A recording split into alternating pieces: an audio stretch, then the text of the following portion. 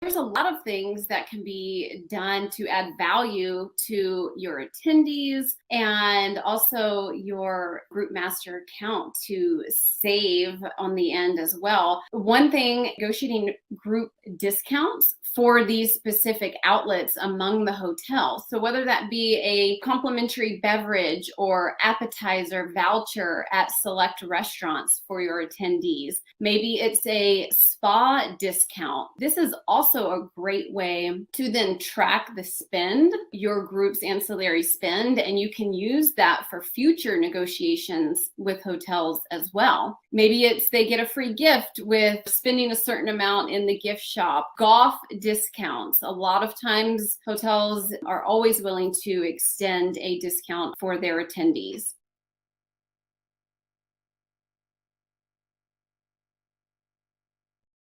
To this brand new episode in which we will explore and demystify the world of contracts in the events and hospitality world, how you can negotiate a strong contract for your event that protects you and your organization, have some guidelines and add value. Also, what are some of the must ask questions, a cheat sheet if you may, and how has force majeure changed our contracts for the better or the worse?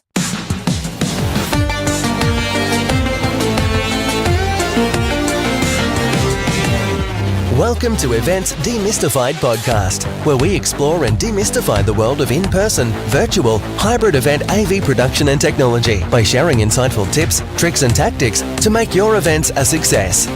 This podcast is brought to you by Tree Fan Events, a woman-owned boutique event production agency. And your host is Anka Trifan, a technical event planner and producer with almost 2 decades of hands-on technical experience in event production.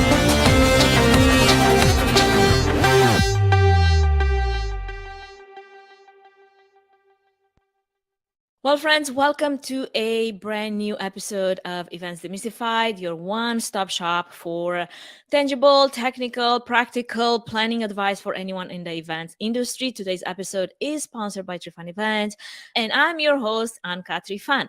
On the show with me today, I have a beautiful inside and out, equal parts sweet and sass. And I get to say this because we're close friends and she's my type of girlfriend, one that starts with a coffee and ends with the wine.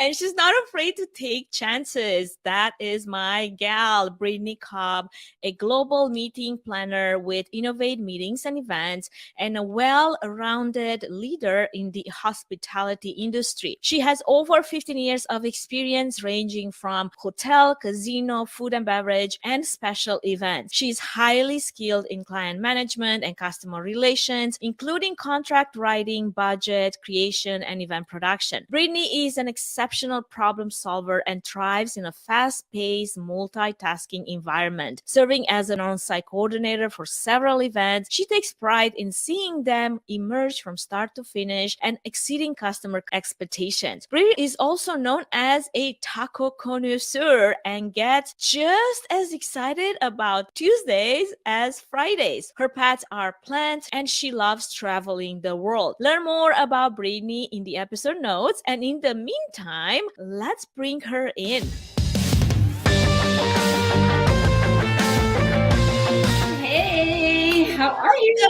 What a pleasure to have you here. Can't believe that it took us so long to just get this episode. I know. I've been anticipating this for quite some time now, so I'm super excited to be here. I'm so glad that I have you, and I can't wait to dive right into the things of events and contracts. And I know that you have done so many things and you wore many hats over the years, because I like to ask this question to about all my featured guests, really, just to get us on the right path. I wanted to also ask you, because I'm super interested in tapping into that energy behind a person's passion. So what is something that you're most passionate about? What lights your soul on fire when you start talking about it personally and professionally? Well, like you said, I have and still do to some extent wear many hats. So I'm one of those people that has a lot of different passions and things that fuel my fire. But if I had to say personally, and for those that know me well, and you've kind of already alluded to it, I would say tacos and traveling. Those are two of my top passions. And I love that they kind of go hand in hand with one another. When I travel, one of the first questions I always ask and seek out is, what is the best taco shop in that area? Well, I can't wait to hear. You feel like you found the best taco place in each one of the places you've traveled to, or some of them are like, not so sure about that? There's been a couple that we're not so sure, but typically the people there, I ask the locals what's their favorite place to go to, and I found some pretty amazing ones that did not disappoint. So what do you do with those findings? Do you create like a list, must go back type of list? Yeah, actually, I do create an ongoing list that I can share out with friends, family, whomever's traveling to the area, because I do get that question a lot. What are the things to do or places to eat? So I like to be able to have that ready to share out. And of course, I utilize my social media to kind of keep track and share those little fun facts out with my audience as well. I love it. Well, I've definitely tried some of Brittney's Taco Tuesday offerings, and they have been some really good recipes that I'm thinking, I should try some. Just not sure I'm the right person for cooking and preparing any of this. Right. I can eat it. So as we were disclosing in the introduction, today's topic will revolve around contracts. And I'm super, super excited about this topic because venue contracts and negotiation tactics is not really something that you get to talk about in general, because while we do deal with contracts, and everyone that has worked in events one day has come across some type of a contract or another, the topic of contracts is quite vague for many people, even event professionals that at the basic level understand what a contract is, what purpose it serves, and some ways to, negotiate certain terms, policies, and clauses. Yet it's still quite an overwhelming and confusing process, and not being aware of all its, intricacies could really affect your planning experience and your event's bottom line. I have this motto, which it's called "No surprises on event day" when it comes to events, but you might be in for quite a few surprises if you don't ask the right questions during your venue contract process. So to kick us off into this topic, what would you say are some of the questions that event professionals should ask before signing a contract with a venue? What is your sheet of must ask questions? Well, I think you kind of summarized contracts well in saying that they can be very overwhelming. Speaking about one of my professional passions, I never in a million years thought that I would say this, but it has become contracts and negotiation. At the end of the day, a contract, any contract, should be fair for both parties signing it. And unfortunately, in the industry that we work in, you don't often see a standard hotel contract that is extremely fair for both sides. And so recognizing that gap there has really fired my passion to be able to provide a service to my clients. I always say that before the contract is signed, you're negotiating, but after it's signed, then you're begging. And no one likes to beg for anything. It's not a good position to be in. And so I enjoy and absolutely love being able to help my clients be best protected right out of the gate versus putting in a position where they're begging later. And so there is a long list of things that I guess pick some of the top most important. Yeah, so there's several really important ones. And I think factors and clauses that people may not be aware of or think about, and absolutely should be top of mind before signing a contract. Cancellation clause. So are the terms, including dates and specific cancellation damages, specifically spelled out in your contract? And is the hotel allowing for slippage based on the cancellation date, and that is truly fair for the client to pay? Then we go into a hotel cancellation clause.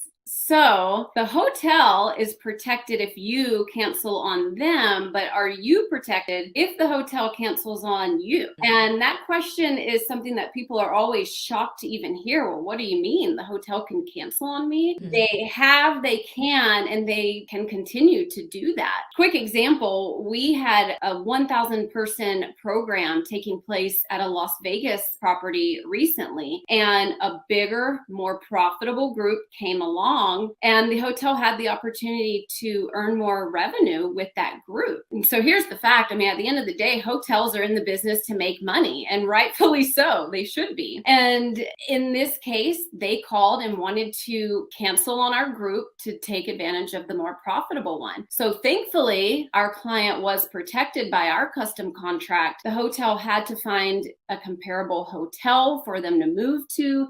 They had to pay for additional labor fees, variance in room rates, any travel, variances for attendees. So that's just one big way that we have been able to help our clients in these unique situations that we tend to come across at times. I think the cause of the cancellation has been something that a lot of event professionals have dealt with over COVID and during the pandemic. And I know that goes a little bit into the force majeure, which we're going to touch on a little later. I know a lot of event planners that they were stuck with their contract with the venue that they booked at because the cancellation policy was not in their favor, nor did they actually consider to check it in fine print details because it wasn't much of a problem prior to, March 20. I mean, sure, cancellations happen, but for the most part, if you've been with the same venue doing the same event year after year, especially when it comes to some nonprofits and some conferences, you're like, I'm not expecting this to change much, from year to year. Many of those contracts are like multi-year contracts. So you're like, oh, we're going to be here for about, 4 or 5 years. So there's nothing to worry about. Right. Well, and that kind of leads me into a COVID-19 specific clause.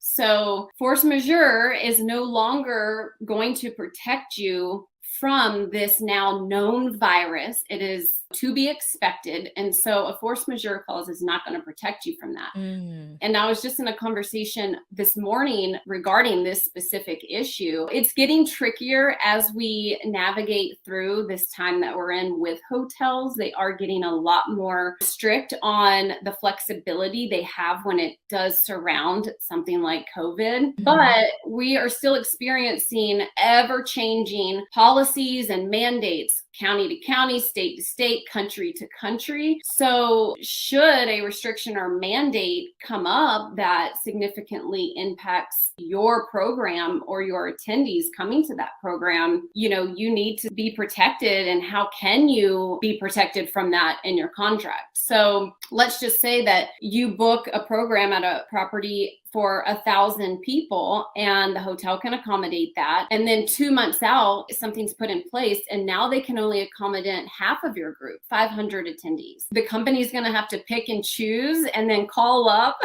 and 500 people and say, I'm sorry, you didn't make the cut. Like you can't come to this program. No, they can't do that. And so even though the hotel can accommodate a portion of your group still, they can't do the whole thing. And so it may then become unreasonable for you to move forward with that program. So having clauses in there that can specifically address that issue are very important in today's time. Another great one is a relocation clause. Again, this is always a shock to people when I talk about this with them, but every state has innkeeper laws, and those laws state that a hotel cannot just kick guests out of their hotel room with no significant reason, obviously. So another great example, we have been experiencing nationwide crazy flight cancellations, right? So let's just say the hotel has guests and they're impacted by this and they're going to stay in their hotel room another night or two because they can't get out. Well, the hotel can't just say, sorry, we have other guests coming in, so we need to kick you out. They can't do that.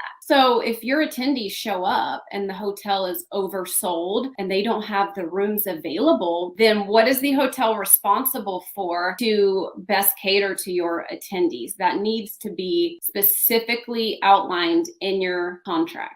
And that's where the relocation would potentially come into play. Is it relocation to another room or to a completely different property? Exactly. And Yeah. it could be both. So if it's another property and you've got programs happening still at this hotel, what is the distance between there? Are Yeah. they cover that travel expense? Is it the same caliber of hotel? There's just a lot of different factors that go into that. Absolutely. As a service provider, one of the most obviously important parts of a venue contract that I pay attention to on behalf of my clients is the policy regarding preferred vendors. And many of my clients using my services don't realize that they might have locked themselves in place in the contract that they've signed without realizing that although they would like to use an outside provider for one reason or another, or maybe they have more expertise in one area or another of the event that they're working to produce and execute for them, the contract stipulates that they must use the venue's preferred or in-house vendors exclusively, a policy that has the potential to impact the event in a very large way. For many venue vendors, exclusivity is common and is most commonly applied to food and beverage, but also audiovisual services. And it sometimes includes even decor and other services as well. And it can be a deal breaker, and you need to know what to expect and how will it impact your budget. So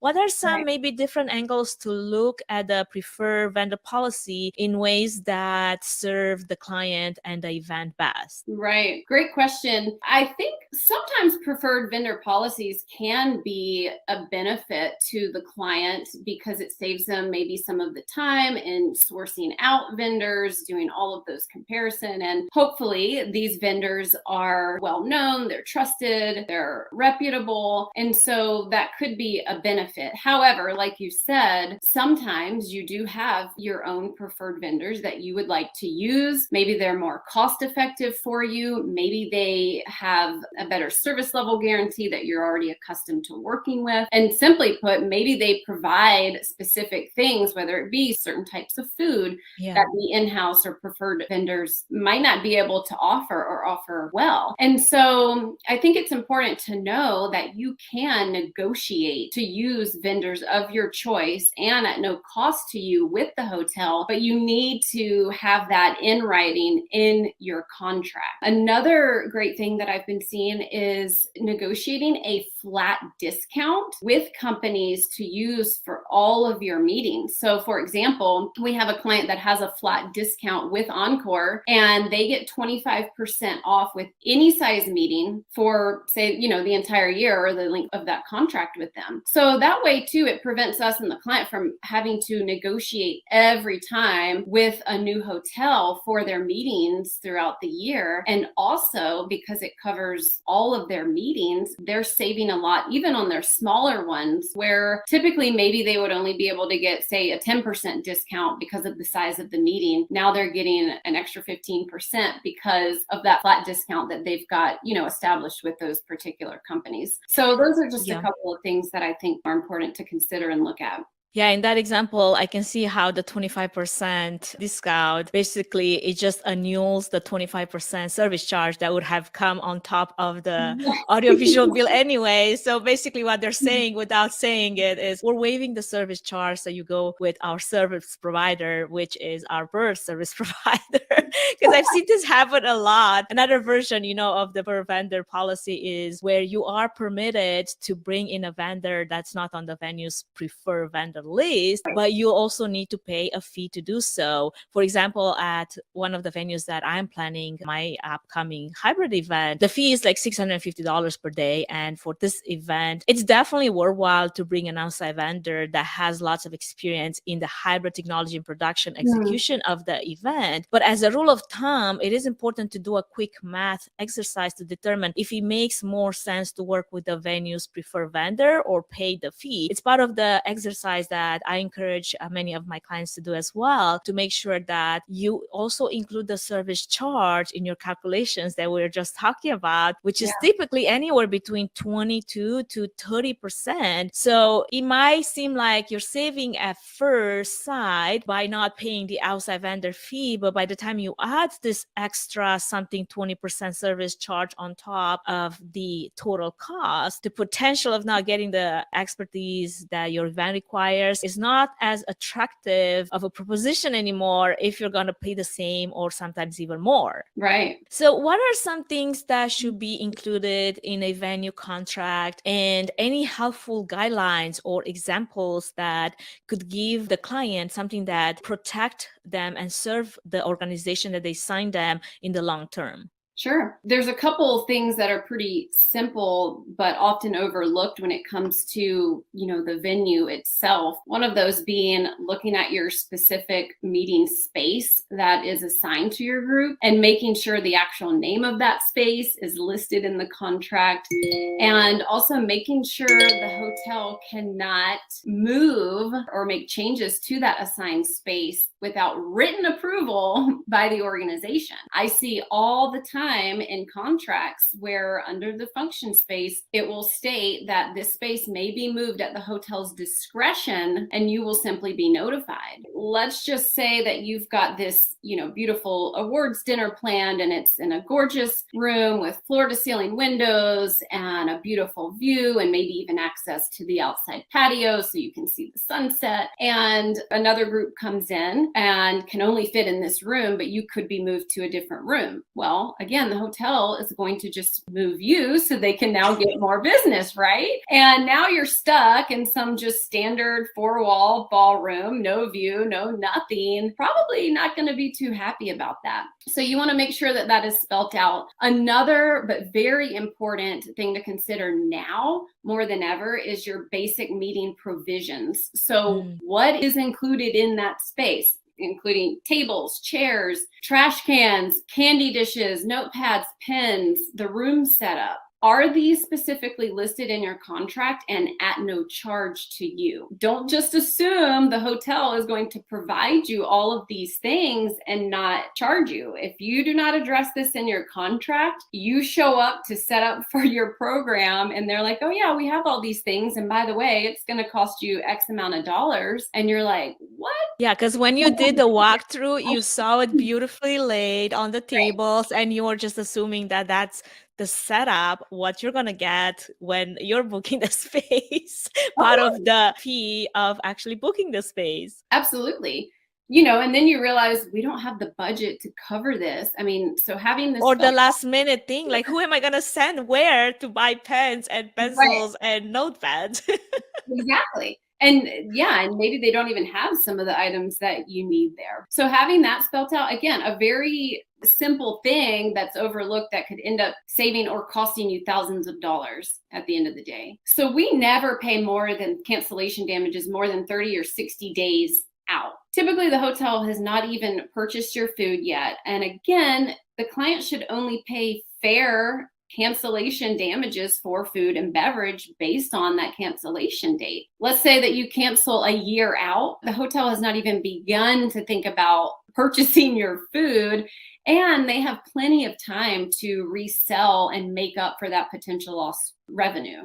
So is there like a sweet time when there is a potential that a cancellation would not affect the hotel or the venue as much, and you'd have more leeway to negotiate those terms? Sure. Well, I mean, obviously, the more time out, the better. Again, when it comes to food and beverage, sweet spot would be 30 to 60 days. A lot of times, hotels are not ordering in that specific food unless it's something, a unique product, right, that needs to be pre-ordered. But a lot of times, you're looking at 2 weeks out or sometimes even 7 days before they're ordering in the products for your event. But then again, within that short time frame too, there's less opportunity for them to resell that space and bring in what that potential revenue would have looked like. Absolutely. Well, hold that thought to give a quick shout out to our sponsor before we actually go into some value add-ons and cost savings opportunities. Before we move any further, I wanted to give a quick shout out to our main sponsor, Trifan Events, which is a boutique event planning and production agency that will come alongside you, offering personalized event planning and technical support, strategic event design, production and technology management, and flawless execution for live, virtual, and hybrid events. The team at Trifan Events is passionate about planning and producing event experiences that get people involved with true moments of interaction, engagement, and co-creation, while offering white glove treatment throughout the entire planning process, enabling you to reach your event goals with the use of creativity, production tools, and event technology. Find out how 3Fun Events can plan and produce your event become memorable. Go to 3funevents.com.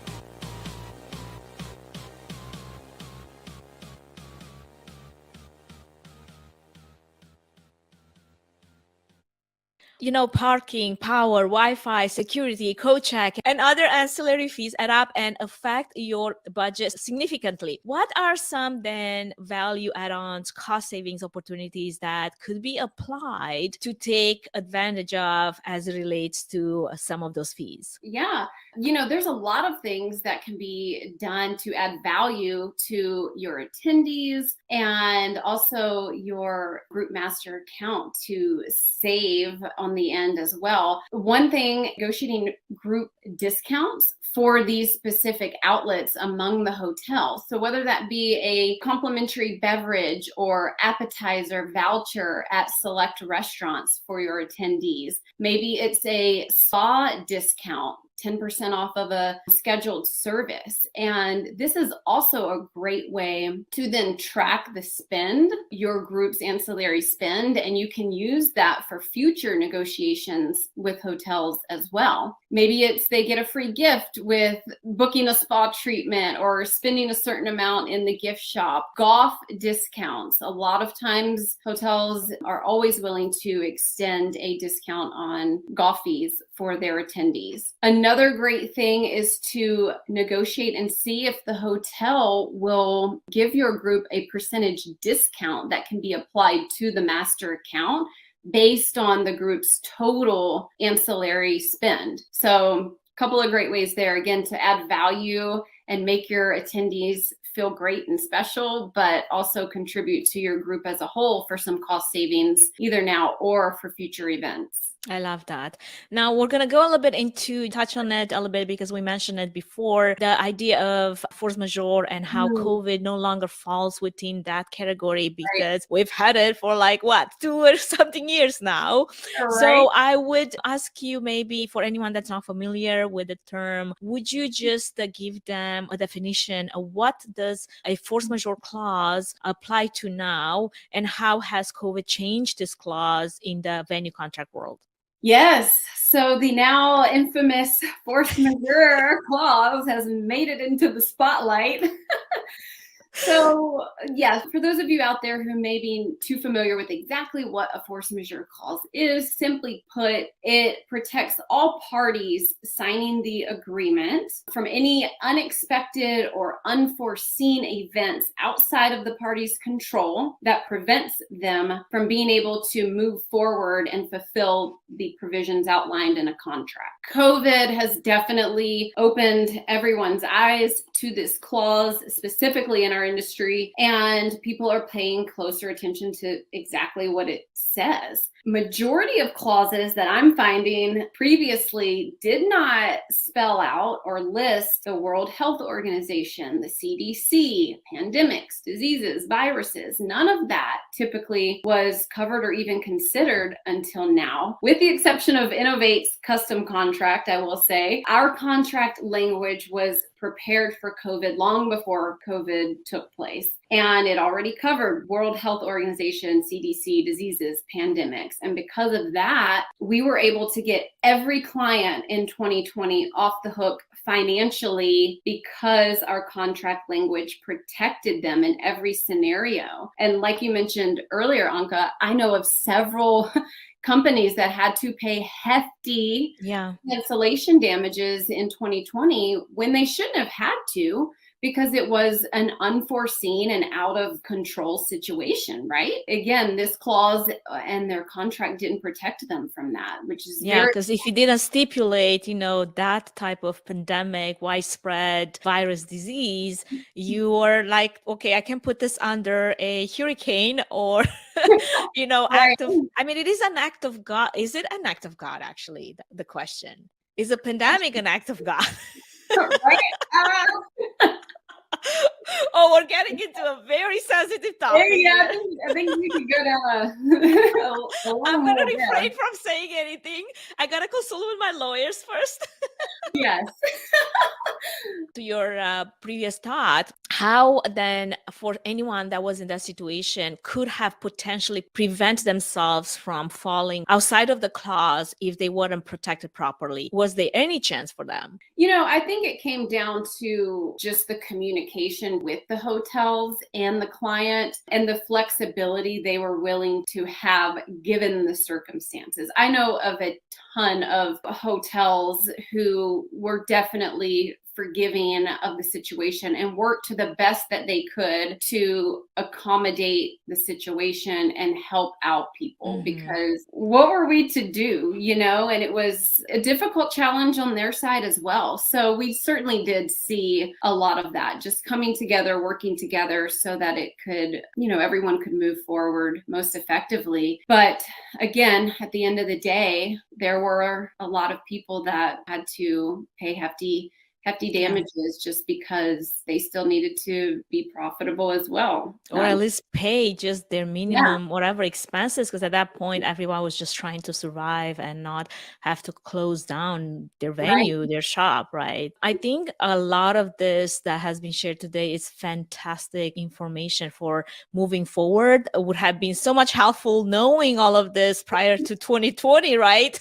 For anyone that was like, well, now I'm really paying attention to those contracts, and I definitely would need the support of someone that is way more knowledgeable than me and has the backup of an entire team of professionals and lawyers and people that actually talk law, not just in general law, but hospitality specific clauses. So I guess in closing, Brittney, what is one piece of advice that you have for event professionals seeking to better their contract negotiation game with especially hybrid events as we're moving forward, or just events in general? Great question. Well, my first piece of advice would be to contact me. You want a solid contract? Contact Brittney. Right.